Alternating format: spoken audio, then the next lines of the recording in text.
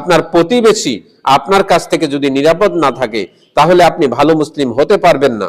আসসালামু আলাইকুম ওয়া রাহমাতুল্লাহি ওয়া বারাকাতুহু।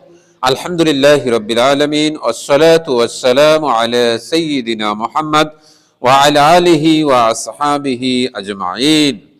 সম্মানিত প্রিয় মুসলিম ভাইরা, আপনি যদি শুধুমাত্র 5 ওয়াক্ত সালাত আদায় করেন, সিয়াম পালন করেন, হজ আদায় করেন, তাহলেই আপনি একজন ভালো মুসলিম হবেন না। আপনাকে ভালো মুসলিম হতে হলে আপনার চরিত্রটা সুন্দর হতে হবে। রাসূল সাল্লাল্লাহু আলাইহি ওয়াসাল্লাম বলেছেন, বুখারীর 10 নম্বর হাদিস, আল মুসলিমু মান সালিমাল মুসলিমুনা মিন লিসানিহি ওয়া ইয়াদিহি। প্রকৃত মুসলিম হলো সেই ব্যক্তি যার হাত থেকে এবং যার জিহ্বা থেকে অন্য মুসলিম নিরাপদ থাকে। হাত দিয়ে যদি আপনি শারীরিকভাবে কাউকে আঘাত করেন, অথবা জুলুম করে কারো জমি নিয়ে নেন, জুলুম করে যদি কারো ব্যবসার ক্ষতি করেন, আপনি যদি কারো কাছ থেকে অন্যায়ভাবে চাঁদা আদায় করেন, তাহলে এগুলো হচ্ছে আপনার জন্য একটি অন্যায়। এই অন্যায়ের কারণে আপনাকে কিন্তু হিসাব দিতে হবে। কয়েকদিন আগে একজন ব্যক্তি আত্মহত্যা করেছেন। তিনি একটি চিঠি লিখে গেছেন। তিনি কিছু লোকের কাছে সুদের উপরে টাকা নিয়েছিলেন।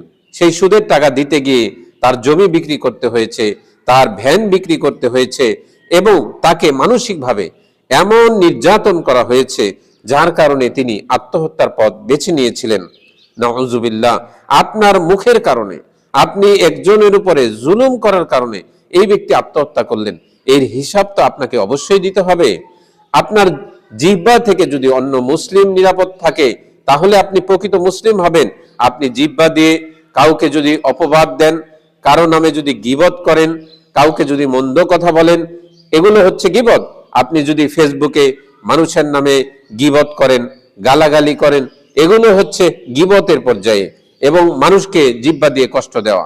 আপনার হাত থেকে এবং আপনার জিহ্বা থেকে কোনো মুসলিম যদি নিরাপদ না থাকে, আপনার প্রতিবেশী আপনার কাছ থেকে যদি নিরাপদ না থাকে, তাহলে আপনি ভালো মুসলিম হতে পারবেন না। আপনাকে অবশ্যই ভালো মুসলিম হতে হবে।